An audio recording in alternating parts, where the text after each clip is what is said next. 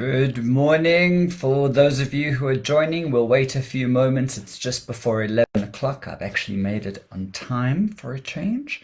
So let's just wait for everyone to start logging in and joining us. Give a couple of minutes, not minutes, a few moments, but just until it's 11 o'clock to get going. But if you want to let me know who's watching, hi everyone.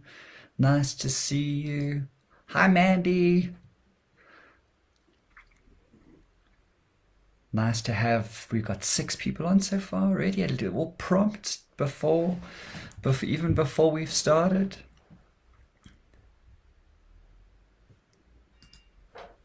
There we go.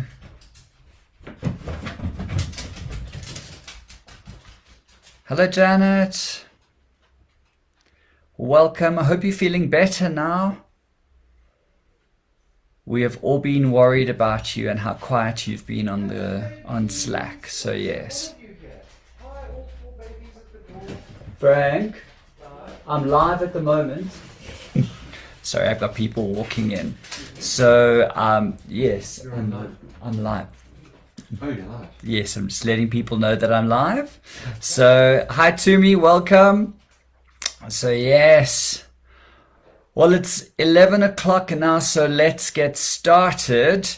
How many of you, well, let's see, shall I go over the victim stuff? Good to see, Janet, you saying you're all good now, thanks. There we go.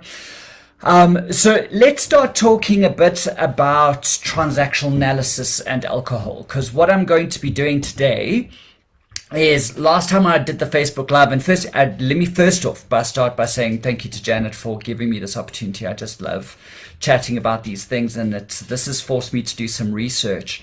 I am trained in transactional analysis and still training in transactional analysis and wanting to get to the point of being a transactional analyst. Transactional analysis was developed by a gentleman named Eric Byrne, who developed it for a therapeutic model. And he wrote a book called The Games People Play, which is a book on human relationships. So what I do in my kind of real life is I go out to corporates predominantly, and I train people in how to react to each other and how to respond to each other using transactional analysis so that we're able to get into relationship better with each other. So I teach salespeople on how to be likable. It's a very accessible way of seeing the world. And also how we relate together. And so for those of you who've seen the drama triangle, which I did in the last one, that's a part of transactional analysis and the victim, rescue, and persecutor. And it actually is used quite substantially in Alcoholics Anonymous. So what happened is that a gentleman by the name of Claude Steiner wrote a book called Games Alcoholics Play. And what he did was use transactional analysis to speak about how alcoholics, in terms of the games that they play in staying in alcoholism, and also the games that people around them play. So people either persecuting them or them staying in victim mode, etc. So that's what I've based today on is a bit about on his book, so the game Alcoholics Play. But don't let the name alcoholic put you off, because I don't want that to be what we're thinking about. I always say that these are about, that this talk is about really how do we control our alcohol as opposed to seeing ourselves as alcoholics. So just want to say I'm seeing hi Roz, hi Lynette. So this is about how do we control alcohol and how do we make sure that we're not playing the game that alcohol wants us to play. So transactional analysis, developed by Eric Byrne in the 1950s, is well known for having 3 ego states. So what he did was he came up with a simple statement saying that we can all change and that we all search for autonomy as human beings. And what we do in this is we look for ways to find ways to change in our life, and we wouldn't be part of Tribe Sober or listening to this kind of thing if we didn't want change in our lives. So what he did was he actively promoted ways psychologically that we could change, but he moved away from Freud, because Freud was very much about the therapy process and the psychodynamic process, and he was frustrated by the psychodynamic process, and he wanted change to be effected quickly in people, so that you weren't paying a therapist for 7 years, but you were able to get into the therapy room and get sorted out quickly and leave. And he spoke a lot about the games that happen as people based on these ego states. So I have printed it out, and these are the ego states that he said that we generally tend to go into as human beings. So he said that within each of us exists 3 ego states, and some of you may have heard of this before because it has done its rounds. But he said that within each of us is a parent, an adult, and a child ego state. So this exists in everyone. If you had to take an X-ray of my psyche right now, of your psyche, these are all at play within each of us at any given time. So these ego states are very much a part of you, and they all operate in different ways. They are either healthy or they can be demonstrated unhealthily. But he said that these are ego states where every single one of our transactions, this is why it's called transactional analysis, but he said each of our transactions, so a transaction is, so even when you comment, so Lynette's just left a comment, for example, saying good morning, Clive, me saying good morning back to her, those were 2 transactions, her saying hello to me saying one back, and that came from an adult place, because and I'll explain to you now, because it was just a greeting that went on. Each of these transactions that we have in our relationships come from a certain ego state. And what he also said is that in terms of alcohol, our relationship with alcohol comes from, or any addiction or anything that we can't control, means that there are unhealthy and healthy games going on in these 3 ego states. So I hope that makes sense so far. If there's anything that you want to ask, I will be checking the comments every now and then. So just ask questions, or just let me know that you're around and it's all good. And if you've heard of this before, then great. Okay, so let's talk about the various ego states, because I don't want this to be a long lecture or anything like that. Let's first talk about the parent ego state. So the parent ego state exists. Look at me, I'm so prepared, Janet. Aren't you impressed? So the parent ego state is demonstrated in 2 ways, and I'm not sure if you can see that very well, but it's demonstrated in the critical and the nurturing parent. So the critical parent is the part of us that is firm, is domineering, is boundary setting, judgmental, critical, like its name suggests, is disciplining.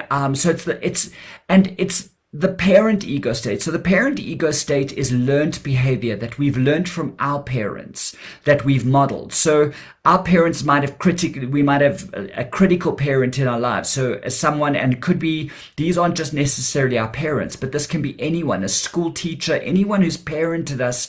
We've learned ways of parenting, and Byrne said that this continues into our lives.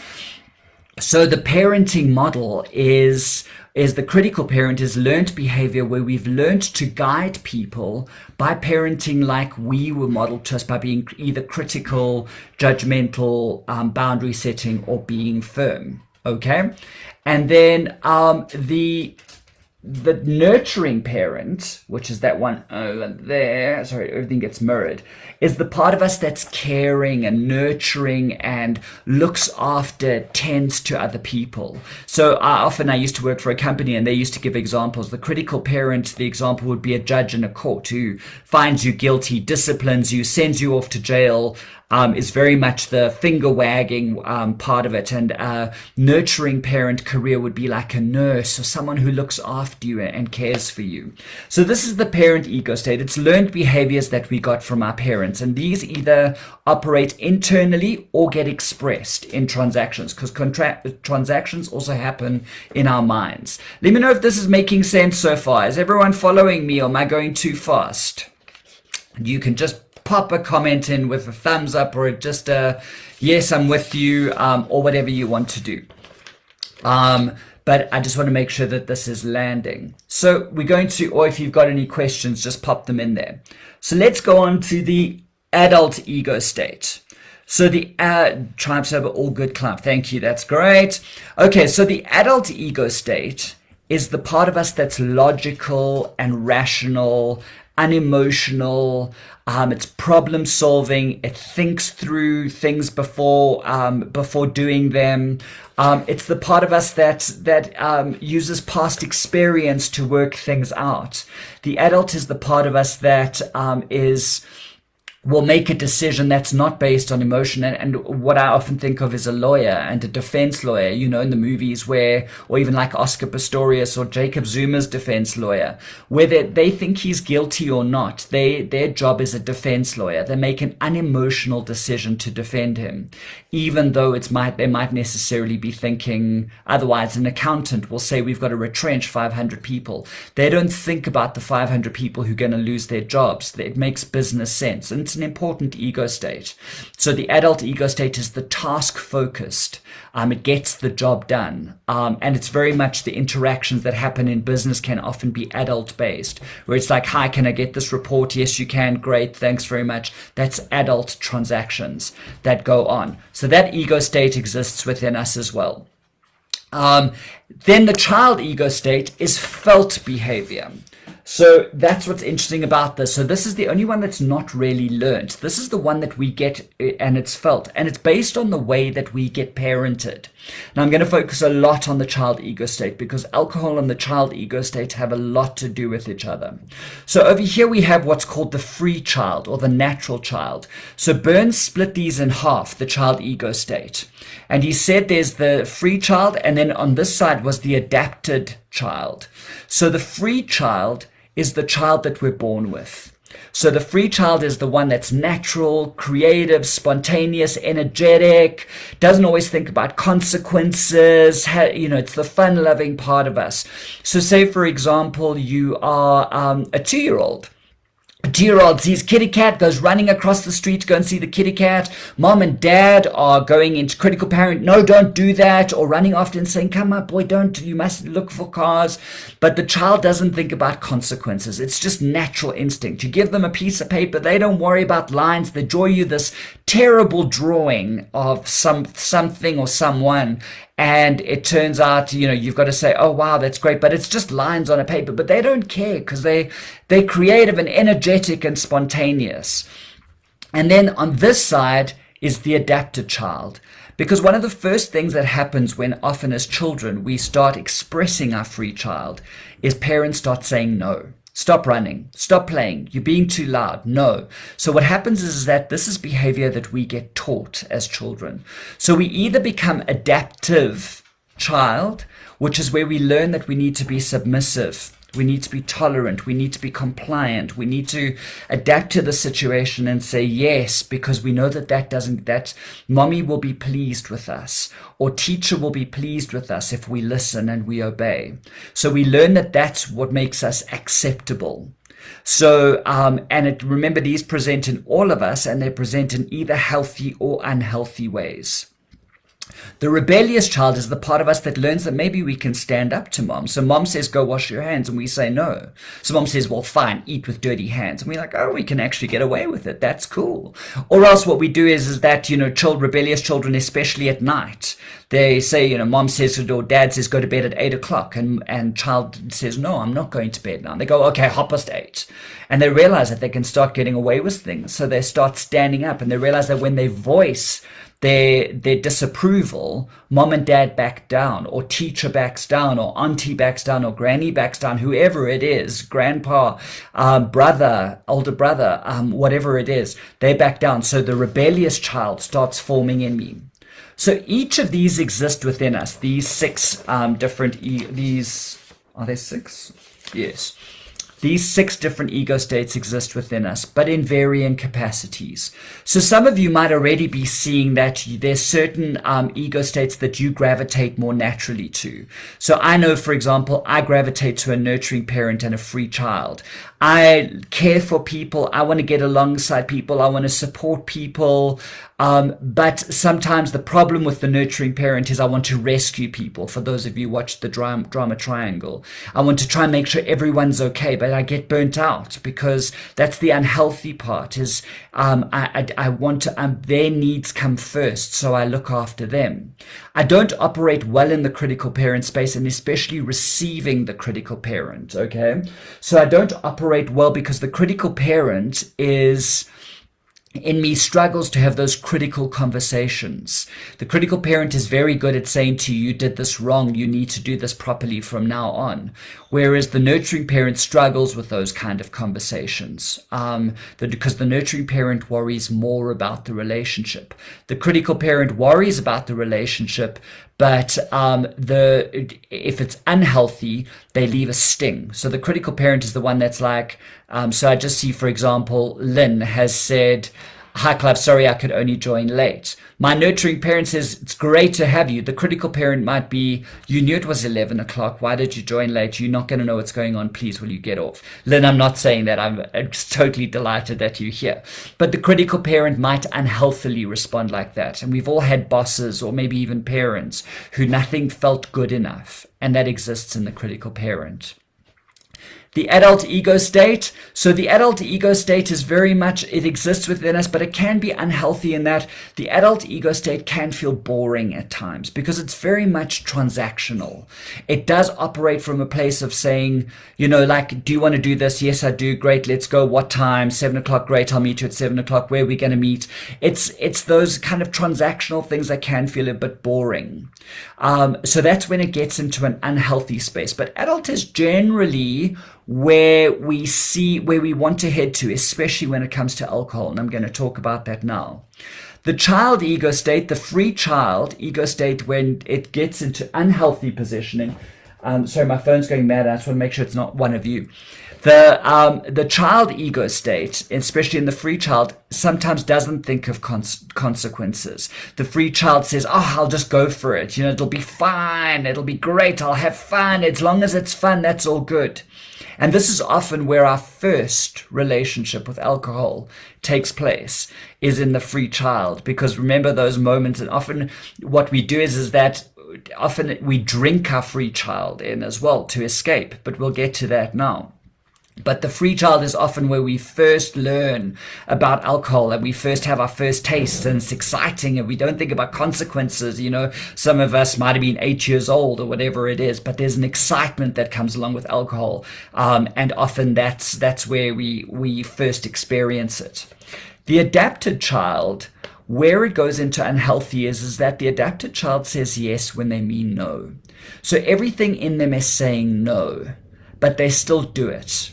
So someone says to them, "Will you be there at 7 o'clock?" And they don't want to, but they say yes because they must be polite and tolerant, but they build up resentment. Or else they operate from a space of fear. So this is where you've been parented critically. So your natural instinct is, I must please people. The victim sits in the adapted child state, because what happens is we say, yes, yes, yes, I'll do it. I absolutely. But inside we're going, I really don't want to do this. It's a terrible place to be. The unhealthy rebellious child is the part of us that unhealthily will say, "No, you can't do this. It's absolutely wrong." And anger, because feeling sits in the child. Remember, it's felt behavior that we've learned from. So the rebellious child is the part of us that feels angry when something goes wrong. Someone does something to us and we get angry about it. Anger doesn't really sit in the parent, although the critical parent can be like this. The rebellious child is, "No, that's wrong." Whereas the critical parent is more like, "No, I don't want you to do that. You need to do it this way." The rebellious child will respond with anger and can often really hurt people by their anger and by saying no. They're often the people that you don't invite to meetings, because you know that they're always going to have, like if you're brainstorming, they're always going to be the one who's going to say, "Oh, but how? How do you expect to do that? How are you going to, it's impossible. No." And then you say to them, "Okay, well, shall we try this?" "Oh, but that's also stupid." So you know that they're always going to squash your ideas. So that's what exists in all of us. And some of you might be seeing them in terms of you. I operate from adaptive child space, free child space, and these are age and stage specific. This is not like the Enneagram or the or anything like that, where it's like I am a critical parent, or I am. Each of them are situational. They're age and stage specific. When I was younger, I was very much a free child, going out until 5 in the morning, going to university without having slept. Now I would never do that. I'm in bed early because I've got work. My adult is definitely more than it was. I was very much in free child when I was younger, but now I'm definitely more adult. As I'm getting older, I'm getting more nurturing parent and wanting to care for other people. As my sisters, I've got nieces and nephews, and I want to just make sure that their lives are amazing. And I'm definitely seeing, and so that sometimes happens as we have children and the different things happen to us. Alcohol also has a game to play within all of these, and all of these affect our relationships. We often marry a critical parent if we're a nurturing parent. Often if we're a free child, we'll marry someone who's very adult because it balances us. So we go looking for what we lack, and we learn from them as we go along. Okay, so that's what exists between us. I want to check if there's any questions so far, if anyone's got anything to say. Hard to resist being a rescuer sometimes, absolutely. And that's because you're an empath. So the empath sits in the nurturing parent. So the rescuer sits in this nurturing parent over there. And we need to be careful because the rescuer gets burnout.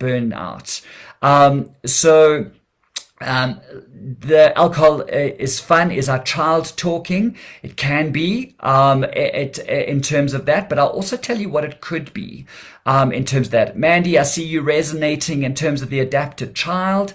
I'm glad you resonates with you. Resonates with me too. Lynette, the inside and the ego, I operate a lot from adaptive child, people pleasing and nurturing parent. Lynette, absolutely, and there's nothing wrong with that. It's only when we allow these things to become unhealthy that we need to be careful. So what happens is that, like, for example, when we go into the adaptive child and we become resentful, or we go into rescuer, in the nurturing parent, or we go in too firm and we leave a sting with people too much, or what we do is we cut people off. So the adult is very much like, your old business. If you've been in business and you go to your manager and you say, "Oh, I'm getting married," and they're like, "That's great. Listen, before you go and celebrate, will you get me that report?" Often they feel like they cut you off, but they're just thinking about the task. So we've just got to be careful about these. But the adult is very important in business. All of these are very important. But let's talk about now how alcohol fits into this and the game that's played. Who's saying Lynn? Obviously the rebellious child. Is that for you, Roz? Are you the rebellious child? Lucy often plays rebellious child. She's like, she'll go in as critical parent on the group. And so I love when she has stuff to say on the group, because often it's not from this, like, it's okay, it's day one. It's like, no, don't do it. Stop it. Because sometimes we need to hear that, especially when it comes to alcohol. So let's look at the game alcohol plays with us when it comes to these ego states. So first of all, alcohol starts off in the free child. And often the next day, even when we're hungover, we still stay in the free child about it. So we laugh about the hangovers that we have with our friends. We all get together for lunch and we're like, "Oh my gosh, I'm so hungover." And we laugh about it, and it's absolutely fine. It's seen from a free child space. We let rip. I remember going for drinks with people and we got so slammed. And the next day we got together and we were like, "Yeah, we needed that, didn't we?" We didn't, but we said we did because it was a free child. At the time, I didn't think about consequences the next morning. I didn't think about that hangover. I was just having fun in the moment, and the next day I just drank a beer at lunchtime or had a glass of wine at lunchtime, because then what it did was it made me feel like it was fine and absolutely it was all going to be okay. So that's the kind of free child in which it operates. But what happens is that the free child is an escapist ego state. So the free child is one that we try and escape into. Now, change happens in the child, and it's important to just hold on to that for now. But the free child is very much, we try and escape, we go and have fun, we try and let loose. But where the free child becomes unhealthy is when we stop thinking about consequences and we start searching for that free child. So some people become daredevils, and they start becoming, they go parachuting, or they do that silly thing where they jump up off roofs and things like that. I forget what it's called. It's got some funny name. But they start doing these things, and sometimes it can be unhealthy where we start looking for danger. Why? Because it gets our dopamine levels up, gets our adrenaline going, all of those things that alcohol does. So alcohol gives us access to the free child quickly.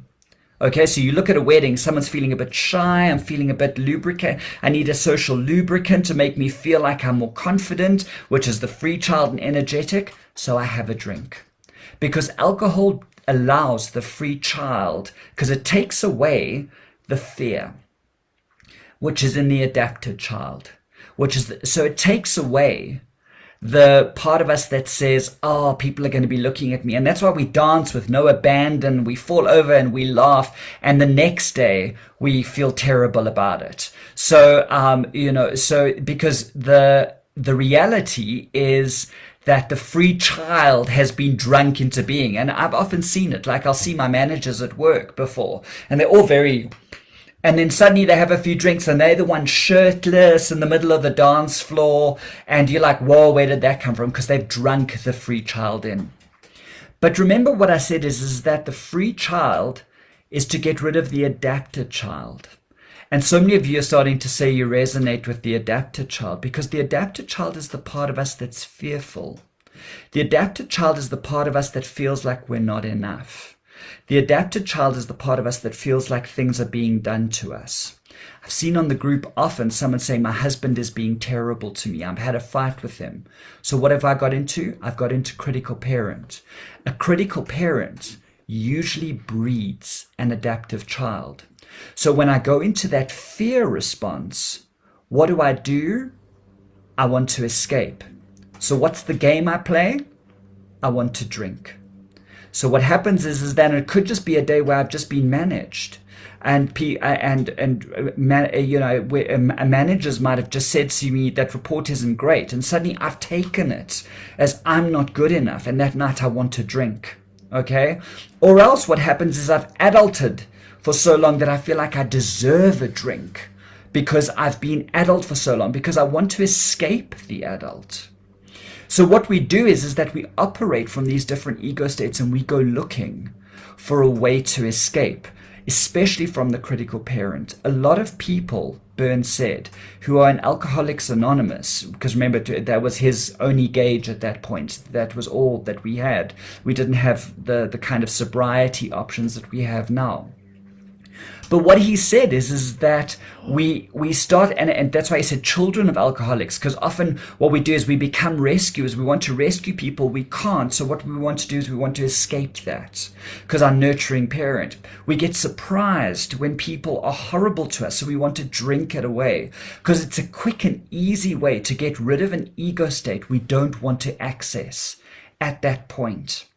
So what we do is we want to, our immediate neurotransmitter says, get rid of it. Alcohol is a quick way to do this. And so what we need to do is we need to start learning to reprogram. If you've resonated with the adapted child, even the rebellious child, because the rebellious child also gets tired of being rebellious. So what they'll do is they'll want to escape and go into the unhealthy free child, which doesn't think about consequences, which is spontaneous and impulsive. It'll say, and thinks, oh, I don't care what people think about me. I'm going to have this drink, and tomorrow it's fine. I don't care what the group think. So what will happen is that we want to get rid of that fear. So what we do is that fear that sits in the adapted child, that fearful child, that is scared of people not liking us, that is scared of people not thinking we're enough, that is scared of that, wants to disappear. And what we learn as people who we have an unhealthy relationship with alcohol is that alcohol is a quick way to escape. But then the problem is that this is where the game kicks in. So what we do is that we step out from the adapted child into the free child, and we drink. And we have that first drink. But then what happens is that for some of us, we start feeling a bit bad that we're having the drink. And how many times have I seen on the group someone who's saying, I'm drinking at the moment, and they tell the group that. So they want the group to see their adapted child and to give them some validation or to rescue them, that adapted child, so they drink more. And then the next morning, how do you wake up after drinking? You wake up anxious. You wake up upset with yourself for what you did. So what happens? You wake up in an adapted child ego state. So what kicks in your mind? The critical parent. You so terrible. Look at you, Clive. You can't even, how many day ones are you on now? You are an awful human being for doing this. Or the rebellious child. You're just useless. You're a terrible human being. But that's what happens is that we start critical parenting ourselves and we start beating ourselves up. And what happens? That adapted child gets stronger. So what happens is we spend the day at work, but that adaptive child is continuously playing on our mind. You're not enough. Look at you. You can't even resist a beer. You're a useless human being. You only got to, I can't get past day 14. I can't do that. The adaptive child starts playing. So what do? We go back and have another drink that night. And that's the game that keeps playing is that we start looking to alcohol to rescue us from our fear, to rescue us from the adapted child, because for a moment we can escape. But the problem is we can't stay in free child. Change happens when we step from the child into the adult. So what happens is that when the adapted child starts saying, I'm not enough, what we need to do is either connect with someone who is a nurturing parent, like the group, and say, I'm struggling, or our sober buddy, and say, I'm struggling. And we need to, because the adapted child gets neutralized by the nurturing parent. The critical parent makes it feel even worse. And we're doing that to ourselves. We need someone who we can phone up or access and say, I'm really struggling right now. But what we also need to do at that moment is we need to step into adult. And we need to say, what is the logical, rational, objective thing that's going on? Actually, I'm playing out a childhood script, because transactional analysis is about a script that we play out. I'm playing out a script that's actually fearful little boy Clive who just wants to be accepted. So what am I doing is I'm lubricating to get rid of that with alcohol. So what I need to do is get into adult and say, is this true about me? Is because my husband and I had a fight, is it true that I need to escape, that I'm scared, that alcohol is the answer? Is it true? And when I start asking that question, and some of you know the work of Byron Katie, for example, when I start asking those questions about myself, I'm accessing, the adult sits in the prefrontal cortex, the child sits in the reptilian brain. What I start doing is as I start moving the neurotransmitter to this part of the brain that says, is it true? Am I actually going to feel better? Momentarily, yes. But what about tomorrow? Play that movie forward. Is this really going to be a solution that's going to serve me well? No, it's not in the long term. Because that's where the adult sits. So what I need to do is I need to shift and identify that I'm sitting in a child ego state that's unhealthy. And I need to move to an ego state that's healthy. And a critical parent telling me inside my mind that I'm useless, that I'm awful, that look at me, I can't do that, isn't healthy. So I need to stop that voice. And I need to say, is it true? No, I'm a man of power. I'm a woman of power. I'm a person of power.